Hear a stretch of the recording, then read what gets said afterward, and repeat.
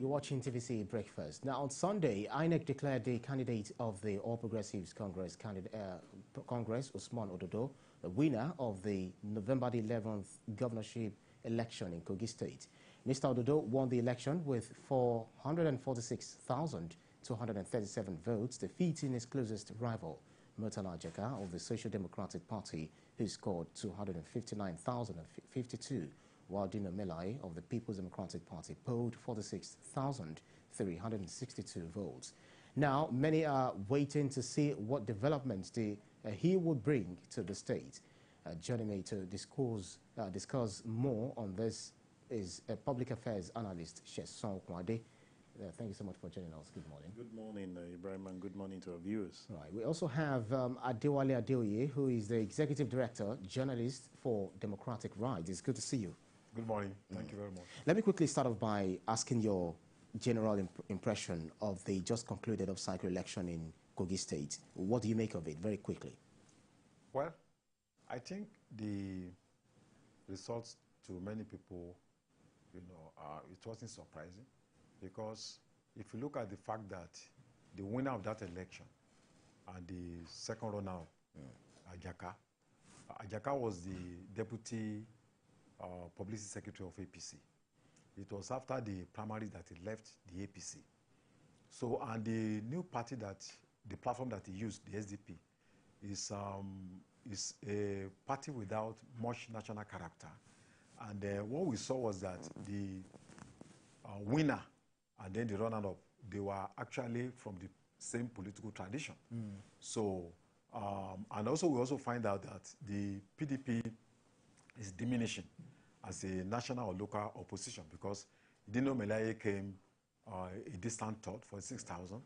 So, and that's also not surprising, because when you look at the PDP itself, there is no rallying figure, either locally or nationally. Is it President Obasanjo that we want to talk about, who tore his PDP card and also campaigned for President Buhari in 2015? Is it President Jonathan you want to talk about, who nearly contested in APC primary? Is it Atiku we want to talk about, who facilitated between PDP, ACN, and all that? So the party is losing its steam as an opposition figure, and that's why the result, in Kogi was not surprising. And I'm not even sure I saw Atiku campaigning in Kogi for, for Milai. And it also shows that LP, Labour Party, is a momentary organization. After the euphoria associated with Obi, it shows that the party is not actually a sustainable platform that can be used at the local level. You can see the result of the Labour Party candidate. It shows that the party is built around an individual.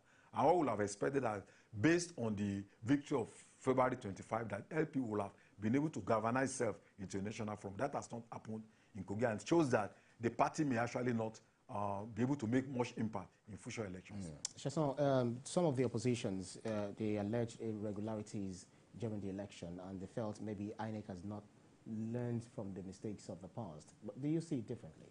Well, not surprising. I'm sure if you listen to the opposition too in Bayelsa State, where, in Kogi and Imo, APC won, but in Bayelsa, PDP won. I'm sure you can hear that APC is already contesting the result. It's the norm when election like that is being conducted. So I was not expecting anything different. But people should, I think we should start having orientation about how you absorb losses in terms like this.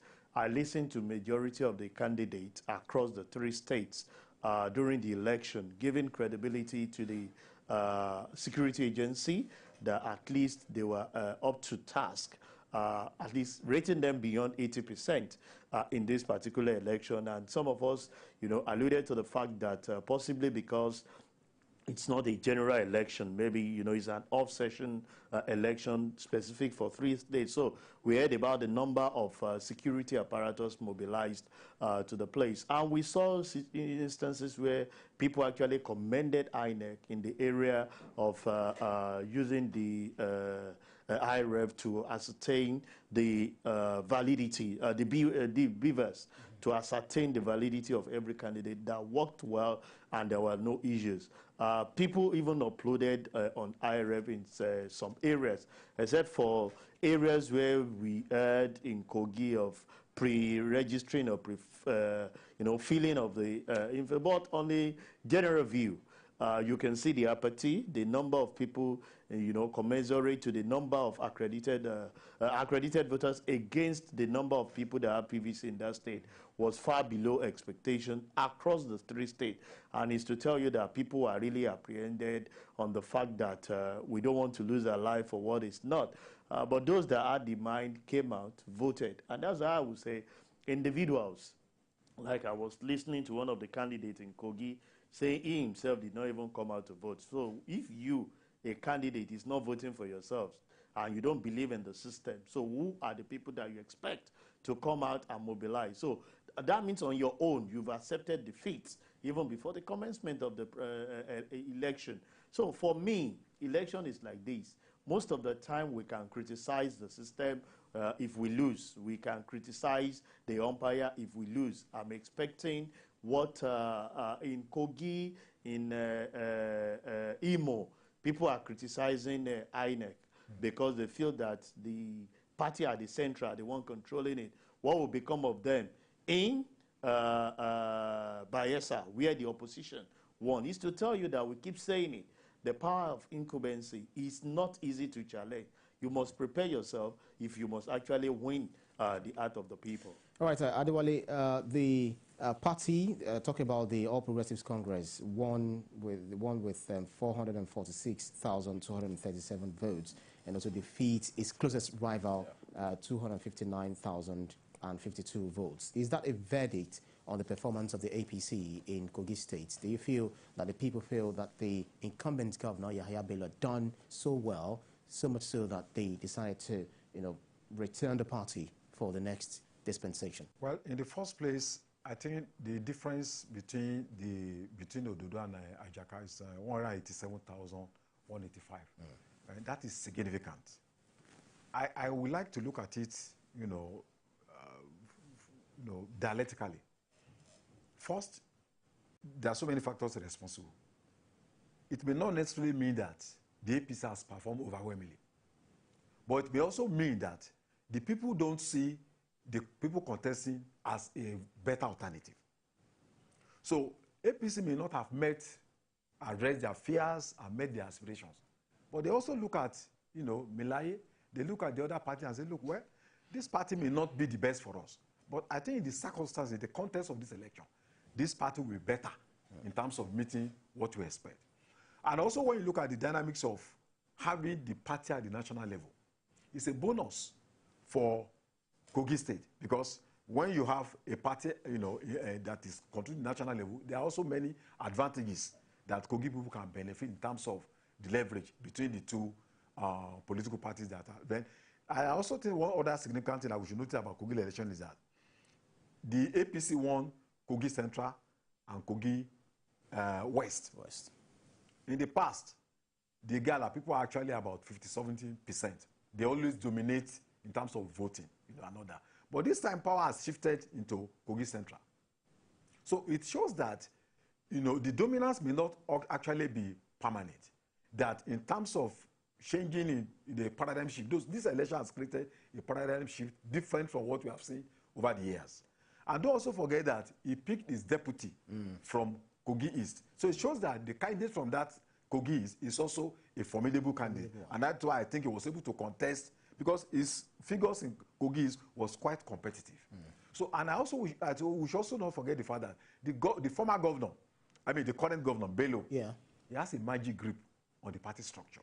He's a young man, he's a vibrant man. He has, a lot of, a kind of dominant control over the party. And I think that has shown clearly, in this state, that he is also a godfather in a sense, because he was the one that anointed, Ododo, who is the former accountant general of the state. And if you look at the figures, 187,185 is formidable. And it also shows that the Melaye group and other PDP group, they are not a force to be reckoned with in Kogi State as we speak. Well, but the opposition will believe that, according to what he said he has a dominant effect, dominant grip of the party in the state. But the opposition said, especially Dino Melaye and some others, they said that, look, Yahaya Bello has just won himself a third term. That will always be the expectation from opposition, and you can't take that from incumbent. But we saw in the last gubernatorial election across the state where the incumbent lost their grip. It's a function of your preparedness towards the election. He who fails to plan will definitely plan towards failure. That's what we've seen here. You see, you cannot come out and feel that your personal your personality will win election for you. It's beyond that. There are other factors that we must bring into consideration. Just to allude to what Mr. Olawale said, you see, the deputy of Ododo is from the east. How much are you able to galvanize from there? Don't forget, the current officers of the current administration in Kogi State, they have their network spread out there. The SAs, the commissioners, the accountant general, while he was there, we learned that he's actually a good guy. To the civil servant, you know, he actually, you know, creates that room in which the governor will make sure that the civil servant, you know, smiles in terms of the things he needs to do. So if he's there and he's working in sync with the governor, you should expect that you will have that favorism from the civil servant. You know, a state like Kogi is a civil servant state, where majority of the people that will vote are more from that area. So it's just a way. We've not had instances of the civil servant, you know, challenging the government in one way or the other. It's majority the private people who have not been having their way, you know, to fulfill some of the things that is expected. So where you have the concentration of the civil servant, and that's what played out in Imo, you know, backing up the current administration, you should expect this kind of a thing. But part of the things we should let people know is it's not enough to come on, you know, social media, make the noise. You must do the grassroots. Don't forget that in the same Kogi, the woman that won the senatorial seat came up with facts. You know, she did her homework, did this thing. She's from the opposition party. Despite the fact that the initial election gave it to APC, she contested it with fact, not sentiment. We heard less of her noise on social media, but she had a fact cut across the election, and she took it to the court, and she won. And today she's already in the Senate, you know, as a senator representing his constituency. So it's beyond the fact to come make noise on social media. Election is not about social media sensitization or emotional wooing people to yourself. You must penetrate the grassroots. An old woman out there wants to see things physical that she can actually feel and touch. And it's the people that are closer to the grassroots that get some of those things, not people. How many people do we have on the social media that are actually changing? Like you said, I was expecting that with the last result that we have from Labour Party, you will start seeing a lot of shaking in all the states to really galvanize that they are there. But what do you? I didn't even hear the result of Labour, whether it's 5th or 6th. That's right. So it's beyond social media campaign. It's about grassroots mobilization. And it is the people that the grassroots, they have connection with, that they will definitely vote for election day. Yeah, so picking it up from where you, you know, the point that you made, talk about godfatherism, they just felt, this is some sort of godfatherism. We saw what played out in Imo State. We saw what also played out in Edo State in terms of, okay, this is the person that I've anointed. At that time when Ododo was chosen as a favored candidate for the primary, it was as if he might not be able to pick the ticket. But then Ododo praises, or he praised Yahya Bello. He said, my mentor, my leader, my benefactor, and my father. We saw Edo, we saw Rivers. Should we tell him?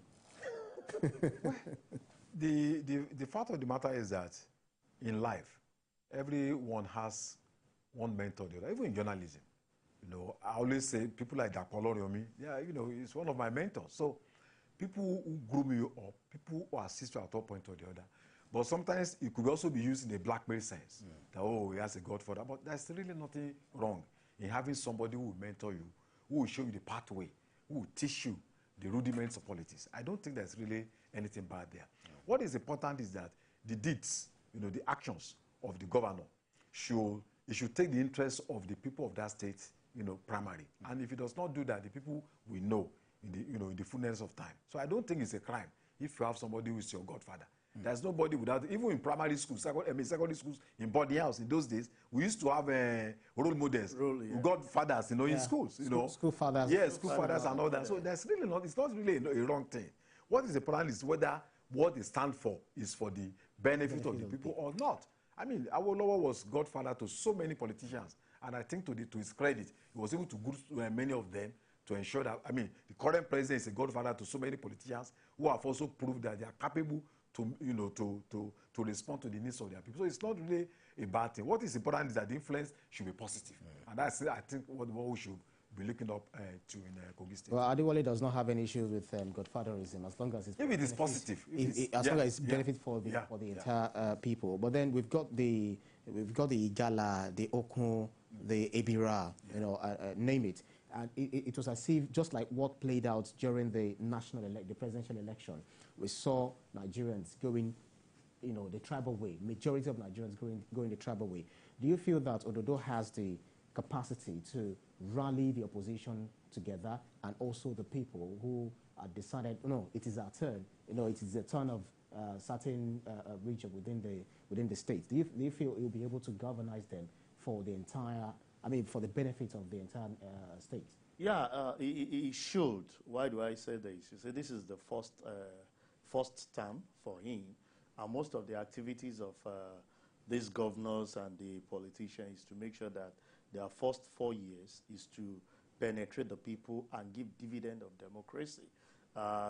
When he's coming the second time, he might call their bluff and tell you this is my final lap. But for now, there's a serious task ahead of him in making sure that the people of Kogi State come together and see how they can enjoy the benefit of democracy. I will always say that Kogi, in recent time to me, has not explored the opportunity of their closeness to the seat of corridor of power, in the sense that look at the distance of Kogi and the activities of mining that we know them for. They've not actually maximized their opportunity. They should be one of the states that we should reckon with as high flyer in the states. Don't forget that we have so many industries in that state that are actually tapping into the natural resources of the country. But how much of it are beneficiary to the citizen? And that's where accountability comes up, where we pick up on some of those people. But I want to say that Ododo has his work cut out for him. The next 4 years, you are actually going to prove to the people if they will need you the second term. And aside that, you are writing your name. You see, from day one that he will be inaugurated, there's something. Yaya Bello is actually planning his exit. People will have one or two things to say about his governance, whether right, wrong, whether good, bad. And in the next 20 years to come, people will make reference to it. What are your plans that you have beforehand? Not for what we are saying. Majority of the thing we see is that people come up and you worship the Godfather, like he said, because he has actually anointed those. There is no 100% need for that. I think the people actually elected you. If your Godfather is so good, and people decide to go other way around, not follow the route of your Godfather, what would have become of you? So people should be intentional. For Ododo, I feel it's high time he comes in. Being a former accountant general, he understands the figure. And here is to make use of the resources for the development of the state. Look for ways. You always see the opposition party telling you that, no, we are not out to work for them. But they should not go to bed and sleep. This is the right time, most especially for the man that pulled out to go to SDP, to put a formidable team to check the activities of the governor-elect, not just coming on social media to give. Criticize. Criticism is good, but you must be objective, not sensational about it. And with that, we see the state growing up.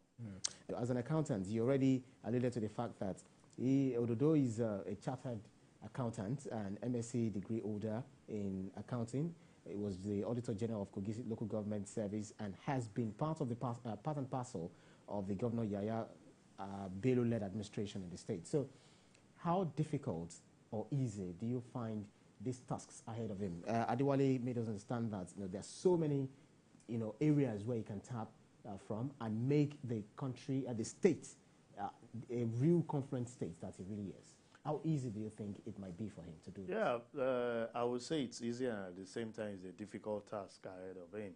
One thing you understand with accountant, it's area of prudency when it comes to spending. And we expect that he understands the economic dynamism that he needs to play in making sure that an average Kogi citizen, have the benefit of democracy. What do I mean? It needs, like I will re-emphasize what Mr. Dewale said, area of security. You see, if the environment is not well secure, you won't have the confidence of people going around to carry out their business activity. And if you must grow the economy, security is very much paramount. What are the other things you need to work on? Infrastructure. You see, it needs to have a sync with the federal government in such a way that I'm sure you know there is no how you want to move from any part of the country to Abuja without going through Lokoja, one way or the other. How much activities are you putting in place in such a way that people can decide to make that area a focal point of tourism? Where you'll be traveling to Abuja, you decide to just stay a day in Lokoja because of the certain things that will attract you to that area. It's an area that even if the people, because with that, you are going to create more opportunity for the citizen of the state. So it's like when you set up a school in a particular locality, as the student comes in, you give value, to the citizen, because the traders, the rent of that area, we start, improving one way or the other. So I see a situation where you should be able to put the figure, rightly, and make sure that you invest in infrastructure to develop even tourism in that state, and also explore the aspect of industrialization. I can tell you for free, the obligation of the companies to the state in terms of payee, if you're able to grow the industries that you have, it's enormous to take care of certain things. You can imagine we have the mining of limestone in the Ajaokuta. We have that of the steel. You can imagine if those industries start functioning, the value chain across board, that those things we create in the state will definitely generate enough taxes. It should bring to bear his expertise as a chartered accountant in making sure that the internal revenue generation of the state improve. That is an area that you always see accountant focused on. And what do you mean? You make sure that there is a balance. When people pay taxes, they get value for it by fulfilling your social contract on the part of the government. If you're able to do that, you give them the encouragement. You can see what is transpiring in some states. Take, for example, in Lagos, people willingly pay their taxes because they feel that the taxpayers' money are going in the direction of development that is expected. But where people see the gap, you discover that they will be discouraged in fulfilling their, and that's one of the legitimate way government can get, generate revenue. So I feel that it should put a structure in place in terms of the state's internal revenue services in such a way to make sure that they're able to improve on it with technology, and government fulfilling their own side of the coin by making sure that the social contract in terms of development are offered to the people. When you see good roads, you have good hospitals, you have good schools, people are seeing the dividend of those things, not them, providing those infrastructure that their government supposed to provide. You see them, obliging to pay their taxes, and even the corporate organization will be willing on their part to pay their payee, and some of those things which will definitely improve. Even if the allocation from the federal government is not coming, like majority of them are doing. We have said what brought the development to Lagos State. It's the decision of Obasanjo in 1999 to deal with the current president by making sure that he withheld some of the allocation that is meant for him. And that grew the IGR of Lagos State. So I want to see an opportunity where my fellow professional colleague will bring to bear, his expertise in making sure that the IGR of the state, wherever he's standing now, at least be able to triple it and give the people the dividend of democracy in that state. Interesting stuff. Kogi is bordered by about 9 states, almost around it. And then when the election was holding, the state was a bit, they had some sort of lockdown, and some trailers, some travelers, some commuters were, locked down just around the state, and they lost lots and lots of money. So it means that people who are traveling through Kogi to other states, one way or the other, they'll be dropping some money. Some money is right there in the state. How do you feel that this governor can harness the benefits he can derive from all of these, bordering states, working with the governors and, building a very big and viral Kogi state? Yes, I think since 1999, that opportunity has not been explored by any of these Kogi state governors. People are underestimating the value of Kogi state. Lokoja, as far back as 1917, the township ordinance of the colonial masters, categorized Lokoja as one of the most important cities in Nigeria. And during the 18th and 19th century, Lokoja played a very important role in terms of slavery and all that.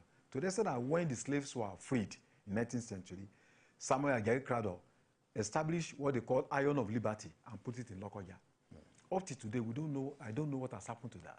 And you realize that anytime you are traveling to Abuja, most people, you have to stop over in Lokoja to relax, to eat. Coming from Abuja also, when I was in Punch, working in the Punch office in Abuja, anytime I'm traveling to Lagos by road, I make sure I stop in Lokoja while going back. And you see a lot of people from the east, from the west. So this is a huge revenue opportunity for him in terms of the hospitality business. To be able to establish even trailers going to the north. Lokoja is a stopover.